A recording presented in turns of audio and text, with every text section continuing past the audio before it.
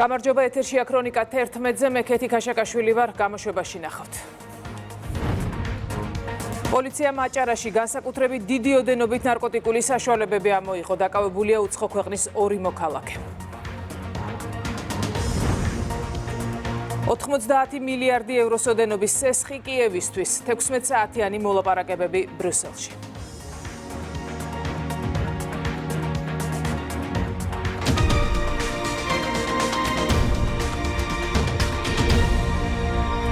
პრეზიდენტის ვიზიტი სერბეთის დედაქალაქში გრძელდება. ვიზიტის ფარგლებში მიხეილ ყაველაშვილმა პოლიტიკური შეხვედრები უკვე გამართა სერბეთის პრეზიდენტთან, პრემიერ-მინისტრთან და პარლამენტის თავმჯდომარესთან. რა შეხვედრებია დაგეგმილი დღეს, ამას რატი მეტრეველი გვეტყვის. პოლიტიკური შეხვედრების შემდეგ დღეს დელეგაციას პრეზიდენტის მეთაურობით დაგეგმილი აქვს ეწვიოს სერბეთის ეროვნულ მუზეუმს. ამის შემდეგ უკვე დელეგაცია მოინახულებს ერთ-ერთ მნიშვნელოვან უმსხვილეს დეველოპერულ პროექტს ბელგრადში, Belgrad Waterfront, რომელიც სერბეთში უმსხვილესი ინვესტორი კომპანიის Eagle Hills-ის მიერ არის აშენებული. ასევე როგორც მედიისთვის ცნობილია, დღეს სერბეთის პრეზიდენტი ალექსანდრ ვუჩიჩი მიხეილ ყაველაშვილს პირადად უმასპინძლებს სერბეთის პრეზიდენტის რეზიდენციაში. პრეზიდენტთან ერთად სერბეთში იმყოფება საქართველოს პირველი ლედი თამარ ბაგრატიონიც, რომელსაც გუშინ უმასპინძლა სერბეთის პირველმა ლედიმ სერბეთის სამეცნიერო სასახლეში, სადაც თამარ ბაგრატიონი გაეცნო მიმდინარე სამეცნიერო პროექტებს. გუშინ გამართული პოლიტიკური შეხვედრების შემდეგ, ყველა შეხვედრის შემდეგ გზავნილი იყო ერთი, რომ ორივე სახელმწიფო მოწადინებულია, რომ სახელმწიფოებს შორის პარტნიორულმა ურთიერთობამ უმაღლეს ნიშნულს მიაღწიოს და მოვისმინეთ ორი მნიშვნელოვანი რამ. ერთი, დიპლომატიური ურთიერთობების გამყარების კუთხით, რომ ორივე სახელმწიფოს დედაქალაქში სულ მალე აშენდება საელჩოები, ხოლო მეორე, ეკონომიკური ურთიერთობების გამყარების კუთხით, რომ ორივე სახელმწიფო მოწადინებულია და უკვე მიმდინარეობს დიალოგი იმის შესახებ, რომ სერბეთსა და საქართველოს შორის გაფორმდეს თავისუფალი ვაჭრობის ხელშეკრულება, რაც ცხადია ორივე ქვეყნისთვის იქნება მომგებიანი. ძალიან მნიშვნელოვანი საკითხები იქნა წამოწეული ამ მოლაპარაკებების დროს და მინდა გითხრათ, რომ მნიშვნელოვანი გადაწყვეტილებებიც იქნა მიღებული. შემდეგ წელს გაიხსნება სერბეთის საელჩო საქართველოში. სულ ახლახანს ჩვენ დავიწყეთ პირდაპირი ფრენები, უпроსტოდ დაიწყო პირდაპირი მიმოსვლა საჰაერო ბელგრადსა და თბილისის შორის, რაც ხელშეუწყობს ტურიზმის განვითარებას. ტურიზმი ცალკე აქვს ძალიან დიდი პოტენციალი, რადგან მოგეხსენებათ, რომ რელიგიური ტურიზმი ისეთი მნიშვნელოვანი მიმართულებაა, რასაც მართლაც აქვს განვითარების და პოტენციალი. ჩვენ მხარს უჭერთ სერბეთის ტერიტორიულ მთლიანობას და ასევე სერბეთი ყოველთვის გვერდში უდგა საქართველოს ამ მიმართულებით და ჩვენ გავაგრძელებთ მეგობრობას, პარტნიორობას და ჩვენი ურთიერთობების გაღრმავებას. საქართველოს პრეზიდენტის ვიზიტი არის პირველი სერბეთში და მე დარწმუნებული ვარ, რომ მნიშვნელოვან წვლილს შეიტანს ჩვენს ქვეყნებს შორის დიპლომატიურ ურთიერთობებში. მხარეები შეთანხმდნენ, რომ ახლო მომავალში საელჩოები გაიხსნება საქართველოში და სერბეთში. აქვე ასევე მინდა აღვნიშნო, რომ ქვეყნებს შორის მიმდინარეობს ეკონომიკური ურთიერთობების გაღრმავება. ამ ფორმატში უკვე დაწყებულია კონსულტაციები და მოლაპარაკებები და ვფიქრობ, აღნიშნული ვიზიტი კიდევ უფრო გააძლიერებს ამ ძალისხმევას. ეს საქართველოს სერბეთის 30 წლიანი ისტორიაში პირველი შემთხვევაა, როცა საქართველოს პრეზიდენტი ოფიციალური ვიზიტით დელეგაციასთან ერთად სერბეთის დედაქალაქს ესტუმრა. ვიზიტი დღეს სრულდება და დღის განმავლობაში მოვისმენთ მიხეილ ყაველაშვილის შემაჯამებელ კომენტარს. მადლობა რატი მეტრეველს. ევროპისთვის პუტინთან დიალოგის განახლება სასარგებლო იქნებოდა. ამის შესახებ საფრანგეთის პრეზიდენტმა ბრიუსელის სამიტის დასრულების შემდეგ გამართულ პრესკონფერენციაზე განაცხადა. როგორც ემანუელ მაკრონმა აღნიშნა, მოსკოვთან დისკუსიისთვის სათანადო საფუძვლის მონახვა როგორც ევროპის, ისე უკრაინის ინტერესებში შედის. მაკრონის ამ განცხადებას ეხმიანება საქართველოს პარლამენტის თავმჯდომარე შალვა პაპუაშვილმა პოსტი სოციალურ ქსელში გამოაქვეყნა. რაც ყოფილა იგივე იქნება და რაც მომხდარა იგივე მოხდება. არაფერია მზის ქვეშ ახალი. სამართალდამცველებმა განსაკუთრებით დიდი ოდენობით ნარკოტიკული საშუალებების უკანონო შეძენა შენახვისა და ნარკოტიკული საშუალების შემცველი მცენარის უკანონო დათესვა მოყვანის ბრალდებით უცხო ქვეყნის ორი მოქალაქე სხვადასხვა დროს დააკავეს. ბრალდებულების პირადი და საცხოვრებელის ჩხრეკისას ნითმტკიცება დამოიღეს განსაკუთრებით დიდი ოდენობით ნარკოტიკული საშუალებები, მათ შორის კოკაინი, MDMA, კლეფედრონი, მცენარე კანაფი და გამომშრალი მარიხუანა. ასევე ამოღებულია ნარკოტიკული საშუალების კულტივირებისთვის საჭირო მასალები. დანაშაული 20 წლამდე ან უვადო თავისუფლების აღკვეთას ითვალისწინებს. მიგრაციის დეპარტამენტის თანამშრომლებმა უცხო ქვეყნის 32 მოქალაქე დააკავეს, მათ შორის არიან ჩინეთის, ინდოეთის, ნეპალის, პაკისტანის და კუბის მოქალაქეები. დაკავებულები მოთავსებული არიან მიგრაციის დეპარტამენტის დროებითი განთავსების ცენტრში და მიმდინარეობს შესაბამისი პროცედურები მათი ქვეყნიდან გაძევების მიზნით.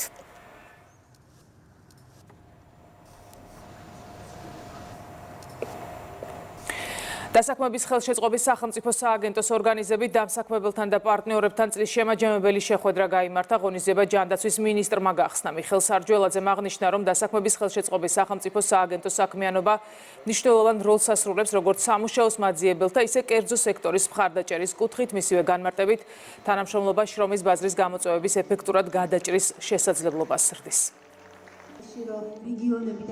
დავაჯილდოვოთ 5 ყველაზე გამორჩეული დამსაქმებელი და 5 ყველაზე გამორჩეული პარტნიორი. ანუ ეს არიან ის ორგანიზაციები და ის ადამიანები, რომლებიც მთელი 2025 წლის განმავლობაში აქტიურ თანამშრომლობაში ვიყავით მათთან.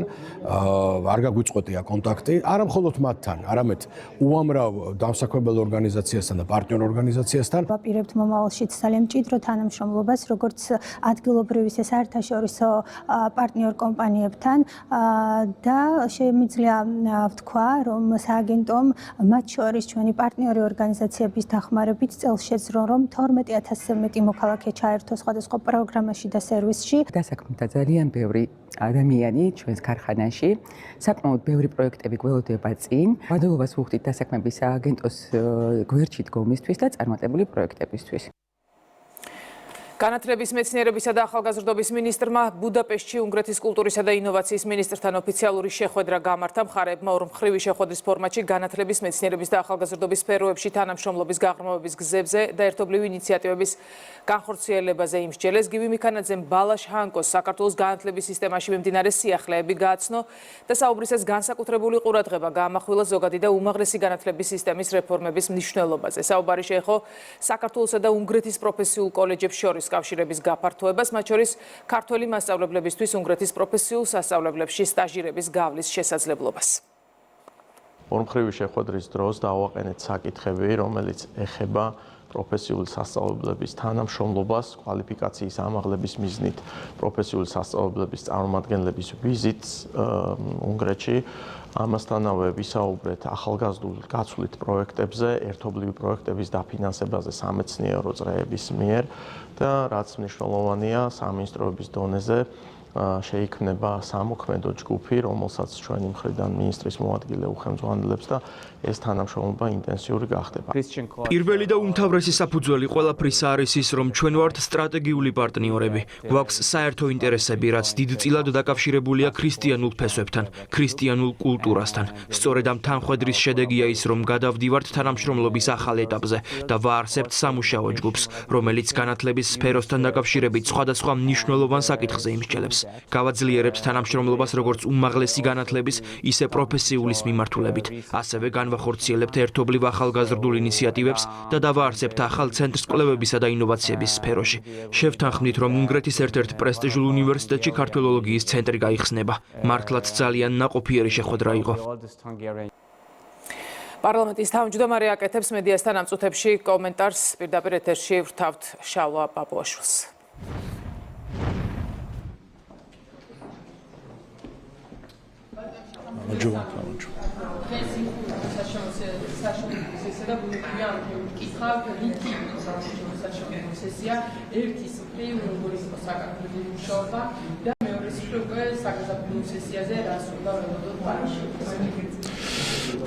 პრინციპში საშემოდგომო, ისე როგორც მანამდე საგაზაფხულო სესიადან მთლიან წელიც რომ გადავხედოთ, იყო ძალიან ნაყოფიერი საკანონმდებლო საქმიანობის წელი და სესია რამდენიმე მიმართულებით. პირველი ეს არის ინსტიტუციური რეფორმა ჩვენ განსაკუთრებით საშემოდგომო სესიის განმავლობაშიც და ბოლო სხდომებზეც მივიღეთ მნიშვნელოვანი გადაწყვეტილებები ინსტიტუციური გაჯანსაღებისთვის და ბევრი ის გარკვეული ინსტრუმენტები თუ ინსტიტუტები თუ სხვადასხვა გადაწყვეტები ინსტიტუციური ხასიათისას თავსმოხვეული იყო გარედან მოიყვანეთ სრულ შესაბამისობაში საქართველოს კონსტიტუციასთან და საქართველოს კონსტიტუციურ მოწყობასთან.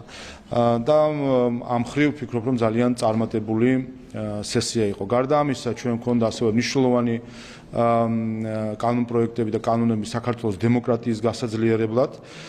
გარედან საქართველოს დემოკრატიისთვის ძირის გამოთხაში ხელის შესაშლელად და აქაც ვფიქრობ, რომ იყო ძალიან მნიშვნელოვანი და წარმატებული საკანონმდებლო საქმიანობა, რა თქმა უნდა, ხაზგასასმელი არის ახალი საარჩევნო კოდექსი, რომელიც პარლამენტმა მიიღო და მოამზადებს ქვეყანას 2028 წლის საპარლამენტო არჩევნებისთვის. ჩვენ ნახეთ, რომ მოცულობითი დოკუმენტი, რომელიც იქნა მიღებული, ფაქტობრივად რაიმე არსებითი კრიტიკა საარჩევნო კოდექსის მიმართ ჩვენ არ გვსმენია. ერთადერთი საკითხი, რაც გვესმოდა, ერთადერთი საკითხი ამ მრავალ გვერდიანი კანონთან დაკავშირებით იყო უცხოეთში საარჩევნო უბნების გახსნასთან დაკავშირებული საკითხი, რაც დღესდღეობით ვფიქრობ, რომ ძალიან ნათელი არის თუ რამდენად მნიშვნელოვანია, რომ არ მივცეთ არავის შესაძლებლობა, რომ გარედან ჩაერიოს ჩვენ არჩევნებში, ასე რომ აქაც ჩვენ გვაქვს სრული მხარდაჭერა ჩვენი ამომრჩევლების. ასე რომ სხვა კიდე ბევრი საკითხი იყო, რომელიც განვიხილეთ, მნიშვნელოვანია ბოლოს, რომ ამნისტიის შესახებ გადაწყვეტილებაც მივიღეთ, რაც შეეხება მართვის მოწმობებს, ასე რომ ვფიქრობ, წელს საქართველოს პარლამენტმა საქართველოს მოქალაქეების საუკეთესო ინტერესების შესაბამისად იმუშავა. ორი კითხვა მაქვს და პირველს დავიწყებ. ბოდიში მიდაგრეთებში ვარ, ანა, ბოდიში დავასრულებ, დავიწყებ. რატომ შეცვალეს ამ ადამიანებმა რიტორიკა, რომლებიც უკრაინის ომში იყვნენ მოლაპარაკებებში ჩართულები და დღეს ბორის ჯონსონი უკვე აღიარებს, რომ უკრაინა ვერასდროს ვერ გაწევრიანდება ნატოში. და ვერც გაწევრიანდებოდა. ეს არის მთავარი. როდესაც არა მხოლოდ ბორის ჯონსონი, არამედ თავად ზელენსკიმაც განაცხადა გუშინ, რომ ბაიდენის დროსაც მას მკაფიოდ ეუბნებოდნენ, რომ უკრაინა ვერ გახდება ნატოს წევრი. ეს არის მთელი რა გითხრათ სამწუხარო მდგომარეობა, რომ ნატოს გაფართოების გამო დაწყებული ომის ბოლოს უკრაინას ეუბნებიან, რომ და სხვებს ეუბნებიან, რომ ნატო არ გაფართოვდება და არც აპირებდა არასდროს გაფართოებას. ეს არის სინამდვილეში, რაც ითქვა ბორის ჯონსონის პირით, ეს არის ის, რაც ზელენსკიმ თქვა გუშინ, რომ პრეზიდენტი ბაიდენი ეუბნებოდა, რომ უკრაინა ვერ გახდება ნატოს წევრი. ეს არის, რომ ომი, რომელსაც უკრაინა 4 წელია აწარმოებს, მათ შორის საკუთარი უფლებისთვის, რომ იყოს ნატოს წევრი, ამ ომის ბოლოს მხოლოდ ბოლოში ეუბნებიან, რომ არც არასდროს აპირებდნენ უკრაინის მიღებას ნატოში. და რა თქმა უნდა, ამ ხრივ ჩვენ გვესმოდა ბუქარესტის სამიტის შემდეგ 2008 წლის შემდეგ წლიდან წლამდე ყოველ წელს გვესმოდა ღია კარი და რომ აუცილებლად გახდებიან უკრაინა და საქართველო ნატოს წევრები. ყოველ წელს უკრაინას ეუბნებოდნენ, რომ გახდება აუცილებლად, გახდება წევრი. და ახლა გაირკვა, რომ არც არასდროს დომებიათ თურმე უკრაინის გაწევრიანება ნატოში და ერთადერთი ახსნა, რაც შეიძლება ამას ჰქონდეს, ან ორი ახსნა აქვს უბრალოდ. ერთი ეს არის მიამიტობა, შეიძლება რომელიმე დასავლეთ პოლიტიკოს ქონოდა, მეორე ეს არის მავნებლობა, რომ შეაგულიანო ქვეყანა, შეუქმნა აღქმა, ძალიან რომ უყვართ ხოლმე ევროპიდან დაფინანსებულ NGO-ებს და ევროპელებსაც, შეუქმნა აღქმა, რომ ის სადაც არის, აგერ უკვე ღია კარის პირას არის მიდგმარი, ეხა უკვე სარკმელზეა, ეხა ცოტა შეაბიჯებს, ცოტაც ამით შეგულიანებულმა ამით შეგულიანებული წავიდეს ყველანაირ ესკალაციაზე, როგორც ეს სააკაშვილმა 2008 წელს გააკეთა, როგორც ეს უკრაინაში ვიხილეთ ჩვენ არაერთხელ და საბოლოო ჯამში საქმეზე რომ მიდგა, ომი რომ დაიწყო, არც ერთი ნატოელი ჯარისკაცი არ დამდგარა სანგარში. აი ეს არის სიმართლე, რასაც ჩვენ დღეს კიდევ ერთხელ ასე აშკარად ხედავთ.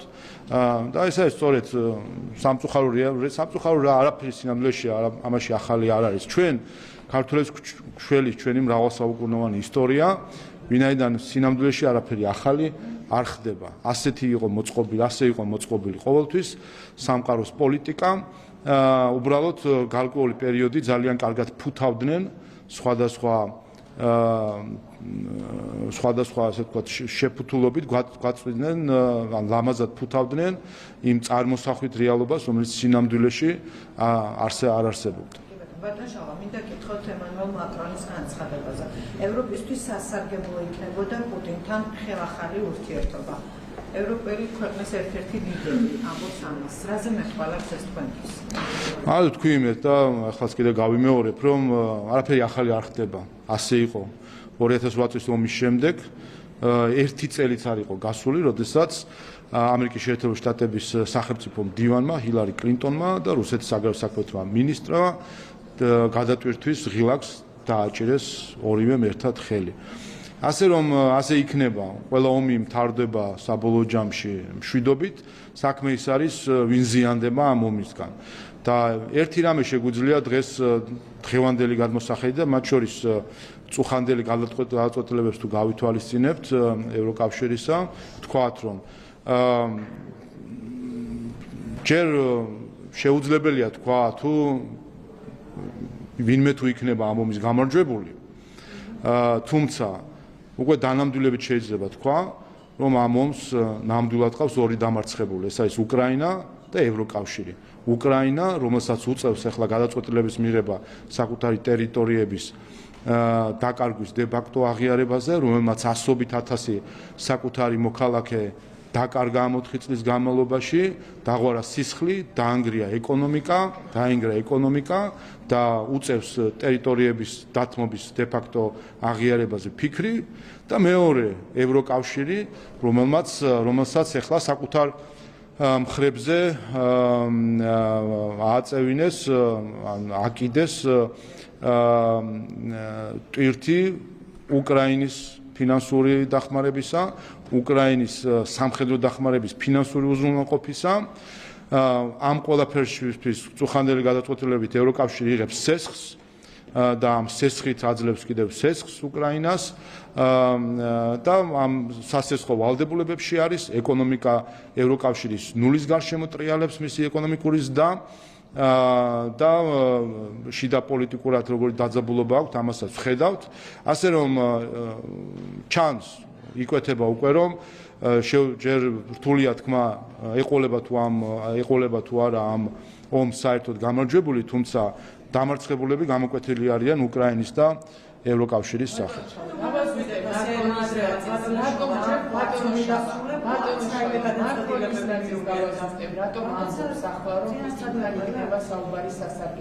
მას შემდეგ რაც ამ პატოს აღგერებს დონალდ ტრამპი, ხომ აქამდე არ საუბრობდნენ ევროპაში ამასთან დაკავშირებით.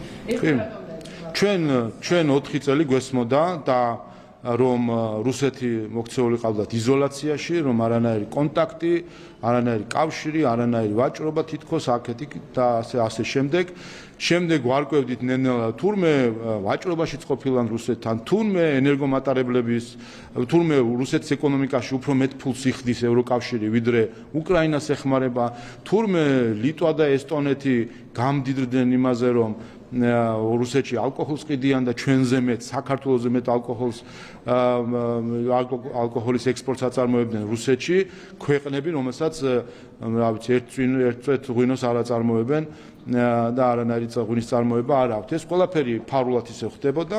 რაც შეეხება ახლა რომ რუსეთთან ურთიერთობების ქონის საჭიროებას, ესეც აჩვენებს კიდევ ერთხელ რომ ის რაც უნდათ დაემკვიდრებინათ თითქოს რომ იზოლაციაში აქცევდნენ რუსეთს, ეხლა გადაიფიქრეს, ეს გადატვირთვა ხელახალი ურთიერთობების ხელახალი დაწყება და ასე შემდეგ, ეს არაერთხელ გვინახავს დიდ ქვეყნებს შორის, არაერთხელ გვინახავს ბოლო 10 წლეულებში გვინახავს არაერთხელ, აღარ ვამბობ ისტორიულად რა ხდებოდა, მაგრამ აი ჩვენ რო გვეკაჩებოდნენ, ჩვენ რო უნდა ყოფილიყავით იმ ცეცხლის რკალის ნაწილი, ჩაგვეკეტა ყველაფერი, საზღვარი, საკუთარი თავი დაგვეზიანებინა, ომის წინაშე დამდგარიყავით. ჩვენ რო გვეუბნებოდნენ, ჩვენ მე რაღა ურთიერთობების აღდგენის და ხელახალი საუბრის პოტენციალი გვექნებოდა. ვიქნებოდი დაანგრეული ქვეყანა, ნანგრევებში მოყოლებული ქვეყანა, როგორც ახლა უკრაინა არის და რაღა ურთიერთობის აღდგენის წაშლილი იქნებოდა ჩვენი ქვეყანა, რომ დაგვეჯერებინა მაშინ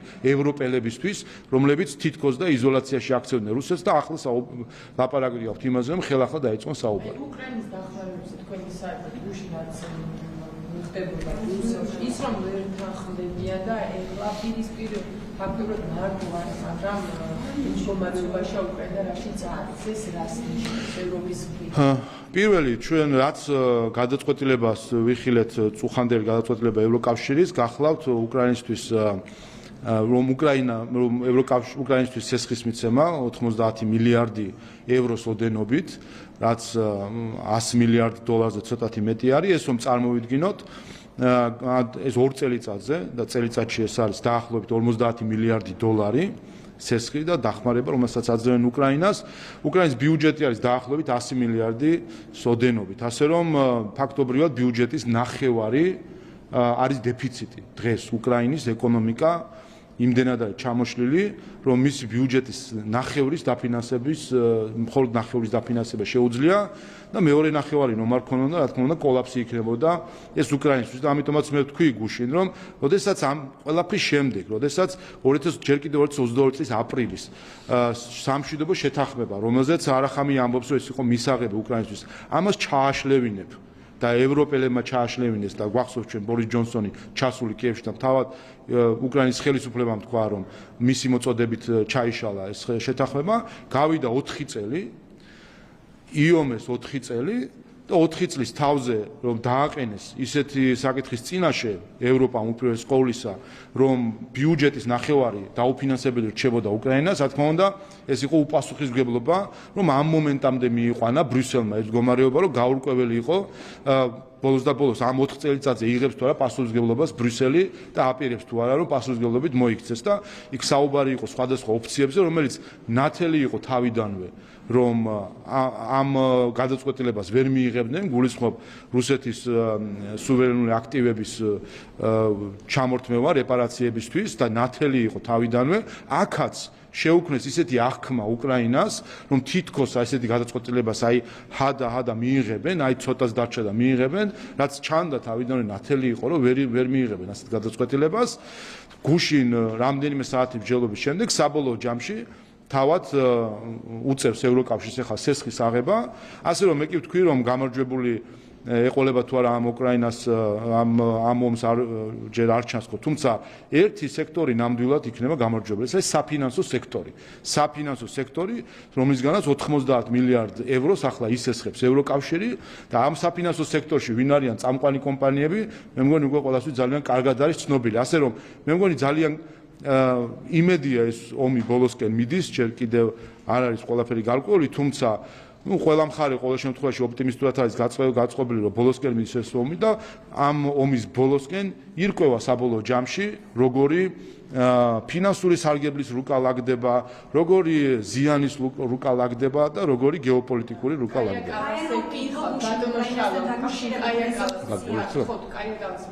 განცხადება გუშინდა თქვა რომ ის მხარს უჭერს ქართულ ხალხს და არა საქართველოს ხელისუფლებას ის ამბობს რომ ის გზა საერთოდ მიყავს საქართველოს ხელისუფლებას არ არის ევროკავშირიო წავე განცხადება იყო მისგან რას პასუხობთ თქვენ ამ განცხადებას ხო, როდესაც წითელი არმია შემოვიდა საქართველოში 1921 წელს, ისინიც ქართული ხალხის დასახმარებლად შემოვიდნენ და ქართული ხალხის სახელით შემოვიდნენ და ამბობდნენ რომ საქართველოს იმჟამინდელი ხელისუფლება, დამოუკიდებელი საქართველოს ხელისუფლება ქართულ ხალხს არ ემსახურებოდა და ქართული ხალხი იყო დასახმარებელი. ასე შემოვიდა ხიშტით მე-6 წითელი არმია საქართველოში. და ასე გაგვიუქმა ჩვენ სუვერენიტეტი, ვინაიდან თქვა რომ არა ხალხის ნებაა მნიშვნელოვანი. არამედ მე რომ ვიტყვი, მე ვისაც მინდა იმას დავარქმევ ხალხს, ამას ავიღებ საბაბად, შემოვალ და შენ სუვერენიტეტს გავაუქმებ ხიშტით. ჩვენ სუვერენიტეტს ხიშტით გავაუქმებენ თუ სიტყვით, ამას არსებითი მნიშვნელობა არ აქვს სახელმწიფოებრივებისთვის. და ის რაც გუშინ ევროკავშირის უმაღლესმა საგარეო წარმომადგენელმა თქვა, ეს არის ჩვენი სუვერენიტეტის სიტყვით გაუქმება. ისაც წითელმა არმიამ ხიშტით გააკეთა, ახლა ცდილობს კაია კალასი რომ სიტყვით გააკეთოს და ჩვენი სუვერენიტეტი გააუქმოს. მან აირჩიოს რა არის ქართველი ხალხი მისთვის და მისი ქართველი ხალხი არის მის მიერ დაფინანსებული აგენტურა და ამ მისი წარმოსახვითი ქართველი ხალხის სახელით გაგვიუქმოს სახელმწიფო. ეს სხვა არაფერი არ არის. ეს არის პირდაპირ ბრიუსელის მხრიდან საქართველოს დამოუკიდებლობის გაუქმება, როდესაც ქართველ ხალხს აქმევენ უფლებას აირჩიოს საკუთარი ხელისუფლება. რას ქვია სიტყვათა წყობა, რომ ხალხს უჭერ ხარს და ხელისუფლებას არ. ეს ხელისუფლება ვისია? ქართველი ხალხის არჩეული ხელისუფლება. ეს არის დემოკრატია. და ის ადამიანი, რომელიც ამას ამბობს, ან ვერ ერკვევა რა არის დემოკრატია, ან არის სხვა ქვეყნების სუვერენიტეტის გაუქმების პოლიტიკის მატარებელი. კაია კალასის შემთხვევაში ფიქრობ, რომ უფრო პირველი შემთხვევა არის და ეს არ არის პირველი შემთხვევა, როდესაც მისგან გვესმის აბსოლუტურად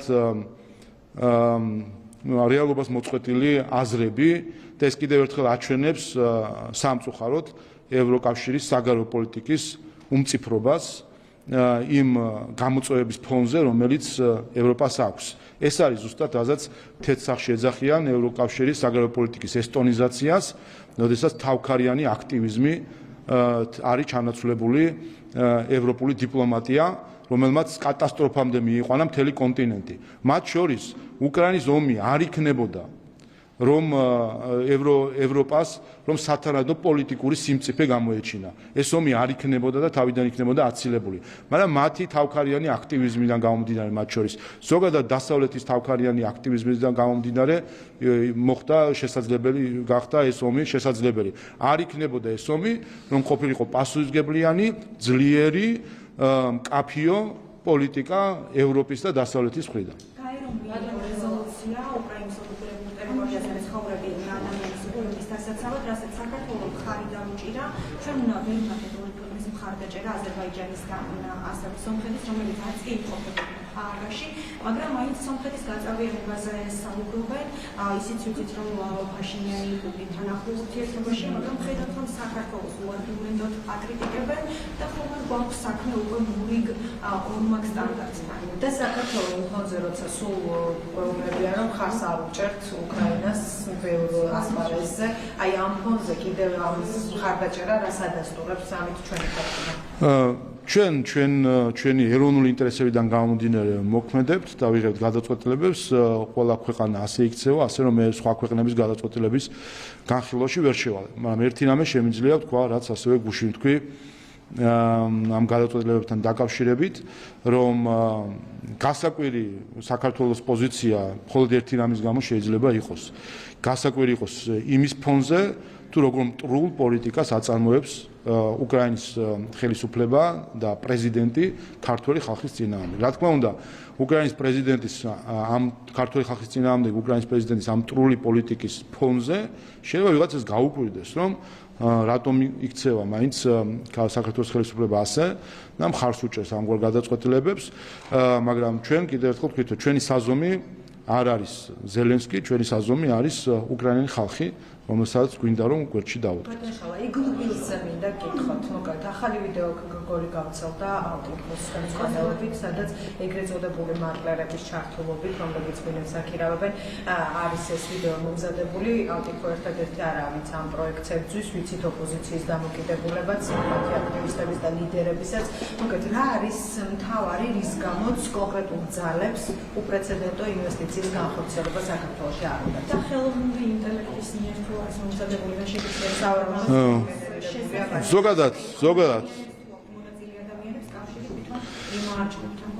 ზოგადად, როდესაც ერთ ნარატივს ავრცელებს ნაცმოძრაობა და ალტინფო, მე მგონი საზოგადოებისთვის ადვილი არის დასკვნების გამოტანა, თუ საიდან არის ნაკარნახევი ეს ნარატივი. და ამ მხრივ ქართული ხალხი ყველაფერს ძალიან კარგად ხედავს. ეს ერთი. მეორე, რა თქმა უნდა, სურვილი არის ქვეყნის დაზიანება. ეს არის ეკონომიკური დივერსია, რომელიც საქართველოს წინააღმდეგ წარმოებს, როდესაც ისტორიაში უპრეცედენტო ინვესტიცია, რომელსაც არ აქვს ერთი ნაკლიც კი არანაირი ნაკლი რო არ აქვს ისეთი ინვესტიცია არის და მხოლოდ სარგებელი მოაქვს ქვეყნისთვის, ეკონომიკისთვის, საზოგადოებისთვის, თითოეული ადამიანისთვის, ვისთვისაც სამუშაო ადგილები შეიქმნება რამდენიმე 1000 სამუშაო ადგილი ამ პროექტების ფონზე, მხოლოდ სარგებელი მოაქვს ამ პროექტს და ამ პროექტის წინააღმდეგ როცა ხედავთ ნარატივებს, აქ გასაგებია, რომ ეს არის ეკონომიკური დივერსია, რომელიც ორგანიზებული არის გარედან. შეხედეთ აქტორებს, ვინ არიან, შეხედეთ საიდან ფინანსდებიან, შეხედეთ ვინ არიან მათი მფარველები გარეთ და მარტივად ჩანს, რომ ისაც ვერ მოახერხეს პოლიტიკურად, რომ საქართველოს ხელისუფლება დაემხოთ, ახლა უნდათ საქართველოს ხელისუფლების დამხობით დაემხოთ საქართველოს როგორც ქვეყანა და დაემორჩილებინათ, ახლა უნდათ ეკონომიკური დივერსიით გააკეთო, მაგრამ კიდევ ერთხელ მარტივი შეცდომა დაუშვეს, როდესაც იჩქარეს იმისთვის რომ ქონოდათ შეიძლება მაქსიმალური დაფარვა პროპაგანდისტული, ეს დავალება მისცეს ნაციონალურ მოძრაობასაც და ალტიფოსაც ერთად და ერთ ნარატივზე ასაუბრებენ ნაციონალურ მოძრაობას და ალტიფოს. ამით უკვე საზოგადოებისთვის ნათელი ხდება, რომ ის რასაც ნაციონალურ მოძრაობა ეწინააღმდეგება, ეს ისტორიული გამოცდილებით დადასტურებულია, ის არის სასარგებლო საქართველოსთვის და პირიქით, რასაც ნაციონალურ მოძრაობა იწონებს ხოლმე, ის არ არის საქართველოსთვის სასარგებლო. ასე რომ ყველამ თავის დასკვნა შეუძლია რომ გამოიტანოს.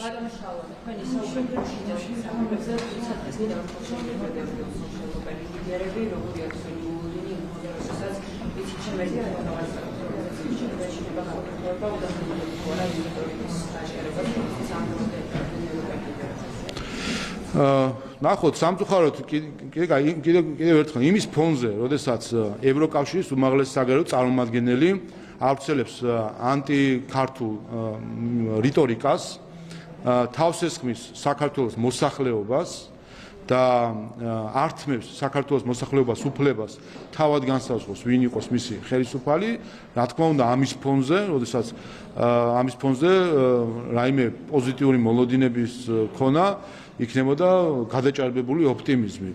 ასე რომ, როდესაც არის დარბაზში უცა უკვე სახელმწიფოს წარმომადგენლები შეიკრიბებიან, სადაც ახლა ესტონეთის და ლიტვის წარმომადგენლები იქნებიან, იქ ახლა ჩვენ იქ რაიმე სასიკეთო საუბარს, რა თქმა უნდა, მათი მხრიდან არ ველოდებით. თუმცა ჩვენ ხედავთ, რომ პატრიოტული ძალები ევროკავშირში ძალას იკრეფენ და მივესალმებით ამას, მნიშვნელოვანია რომ შეიცვალოს მართლობა ბრიუსელში და ბრიუსელში ხელმძღვანელობაში მოვიდნენ ის ხალხი, ვინც ევროპულ ღირებულებებს პატივსცემს და ევროპულ იდენტობას პატივსცემს. სხვა შემთხვევაში რა თქმა უნდა ჩვენი მოლოდინი რაიმე დადებითი ვერ იქნება. ადამიანი გუშინ გამოვიდა კაია კალასი, რომელიც გარდა იმისა, რომ არის უმაღლესი საგარეო წარმომადგენელი, იყო ესტონეთის პრემიერ-მინისტრი, მაშინ როდესაც მისი საგარეო საქმეთა მინისტრი აქ გვამხობდა, ჩამოსული იყო პარლამენტის წინ მიტინგს გვიწყობდა, მისი საგარეო საქმეთა მინისტრი, ნუ ეხა რა დადებითი მოლოდინი უნდა გქონდეს ასეთი ბრიუსელისგან, როდესაც პირდაპირ დემოკრატიის გაუქმება სურს ქალბატონ კალას საქართველოში. 4 ოქტომბრის სასამართლო ამოქმედება დიდი აღმოსავლეთ სავარაუდოდ და ახალი რეგულაციები, რომელიც ევროკავშირის სამეზო პოლიტიკას უკავშირდება, ეს გააჩენს იმის რისკს, რომ ეს საქართველოსაც ხომა შეეხება, უზომი მოსვლის შეჩერება, შეზღუდვა. თუ ეს ასე მოხდა, ვის შეიძლება ასწავლება და მათ შორის საქართველოს ნახოთ, ზოგადად ევროკავშირის საგარეო პოლიტიკის ესტონიზაცია ამასაც გულისხმობს, რომ ინსტრუმენტად არის გამოყენებული ევროინტეგრაციის პროცესი და უვიზო მიმოსვლის პროცესი. ანუ არის არა პროცედურების საკითხი, არა რაღაც ხალხების დაახლოების საკითხი და ასე შემდეგ, არამედ არის ძალიან სისხლიანად როგორც პოლიტიკური იარაღი გამოყენებული სხვა ქვეყნების მიმართ, ასე რომ ამ ფარგლებში თავისთავად რაიმეს გამორიცხვა რთული არის. მით უმეტეს რომ გვესმის საუბრები იმაზე რომ სურვილი არის, ასე ვთქვათ, გარკვეული შეზღუდვები იყოს, მაგრამ და მათ შორის რომ გამოყონ ცალკე ჯგუფი ადამიანებისა, რომელსაც მოგვაწებებენ იარლიხს და ასე სეგრეგაცია ჩაატარონ, ასე ვთქვათ, და საუბარია რომ რაღაც თანამდებობის პირებს თუ ჯგუფს მოკლედ რაღაც მოხელეებისა ჰქონდეს ვიზის აღების ვალდებულება და თქვა სხვას არ ქონდეს. ხო, ვიზო მიოცე შეწყვიტა მხოლოდ რაღაცა ჯგუფისთვის. ამას სამართლებრივად ქვია სეგრეგაცია. როდესაც სახელმწიფოში ჯგუფება ტყობ, სხვადასხვა ჯგუფებს ავტობუსში უკან დასვავ, რომელიღაცა რესტორანში არ შეუშვებ, შენ ქვეყანაში ერთ ჯგუფს შეუშვებ, მეორეს არ შეუშვებ, ამას ქვია სეგრეგაცია. ესეც გამოვლილი აქვს ევროპას 100 წლის წინ. ასე რომ თუ უნდა რომ დაადგეს კვლავ ევროპა დაადგეს სეგრეგაცია შეიძლება ამაში რა იმ ტენდენციებს, როდესაც ყოველგვარი სასამართლოს და მართლმსაჯულების გარეშე იარლიყებს, საერთაშორისო დამნაშავის იარლიყებს აწებებენ ადამიანებს, სასანქციო პოლიტიკას გულისხმობ. ასე რომ ეს არის სწორედ, როცა ვამბობთ, რომ ბრიუსელს ევროკავშირი მიყავს ცივილიზაციული უფსკრულისკენ, იმ ბნელი წარსულისკენ, სადაც ოდესღაც ევროპაც იყო.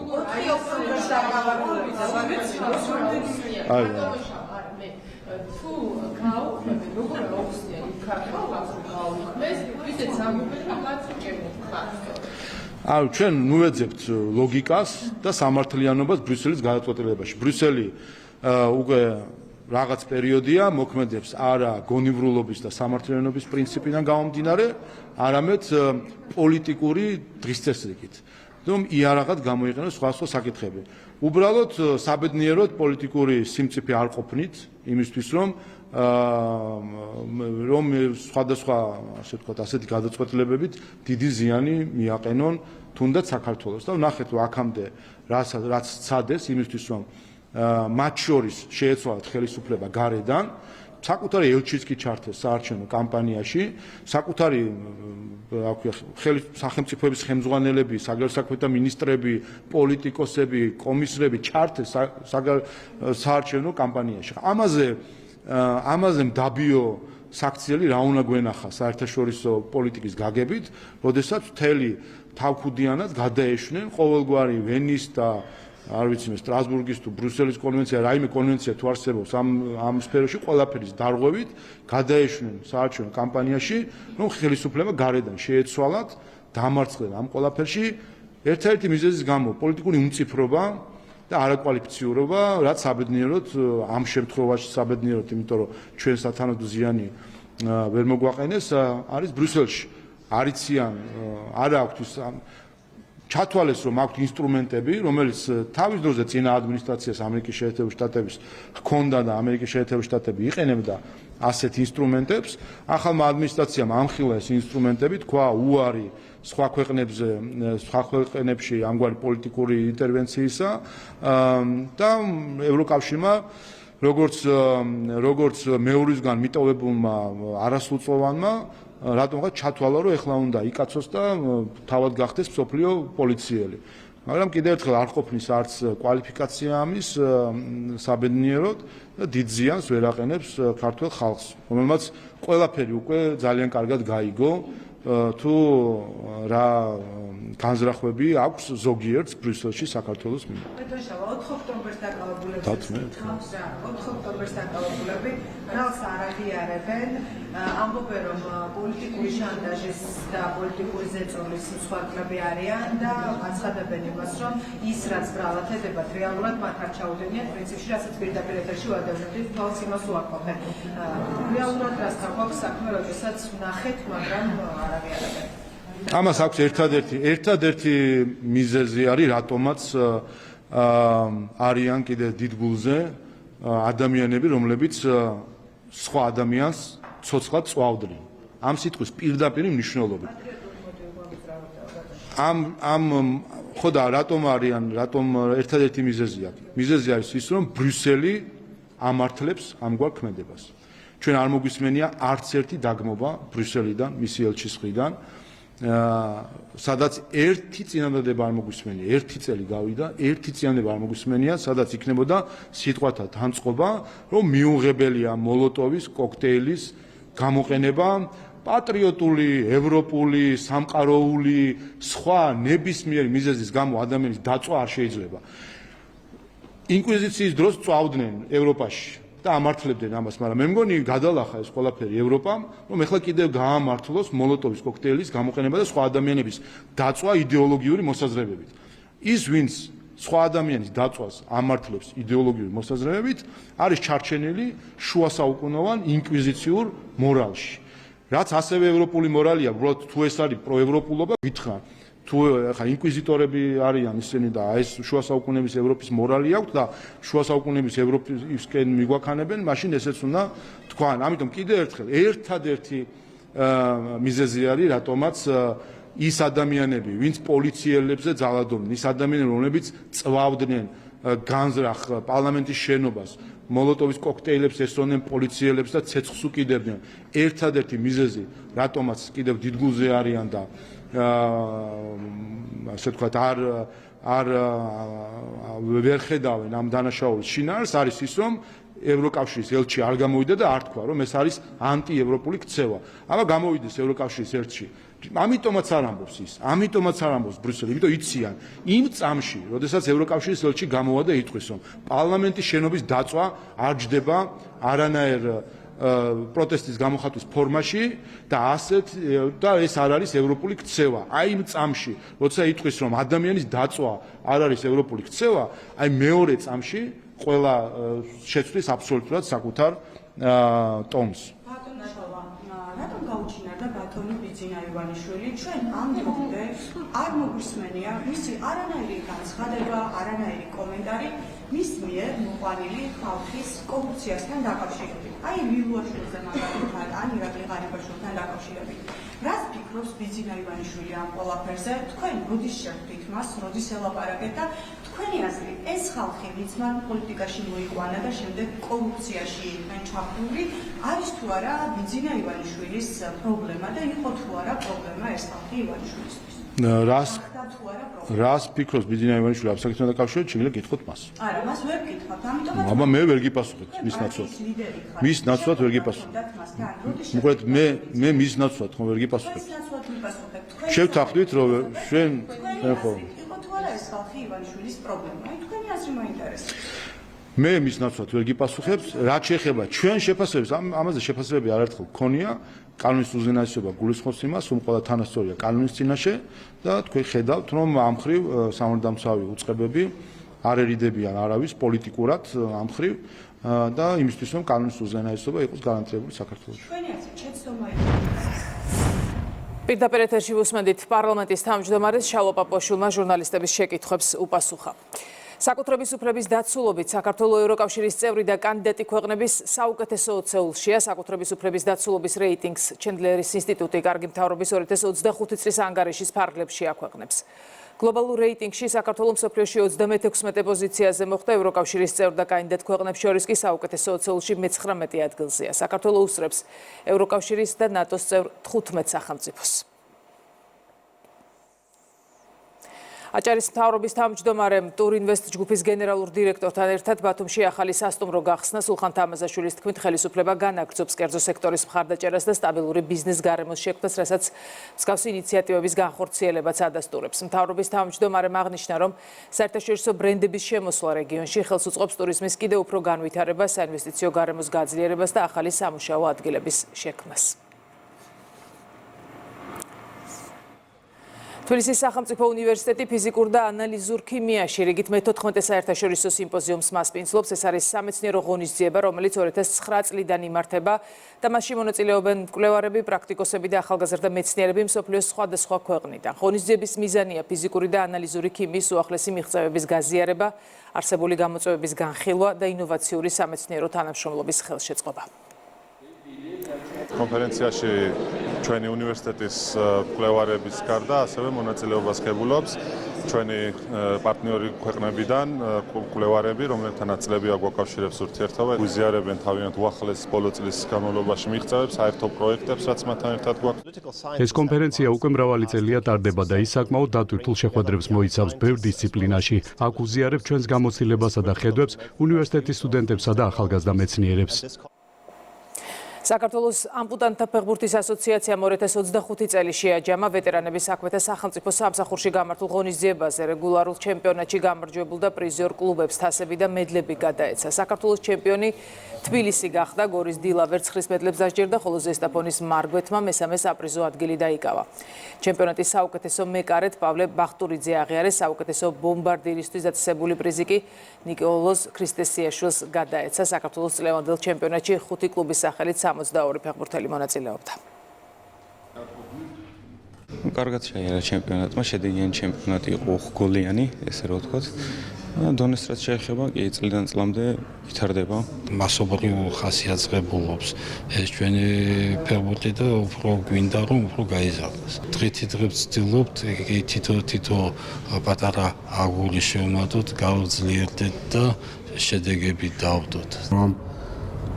კაცების თამაშს, ბრძოლას, სულიერ სიძლიერეს რომ უყურებ, რითაც ისინი ავსებენ თავიანთ სხეულის გარკვეულ დეფექტს, ეს საკმაოდ დიდი რამეა. ეს არის სამაგალითო. ქრონიკა 11-ზე დასრულებულია, ეთერში 14 საათზე დავბრუნდებით. დროებით.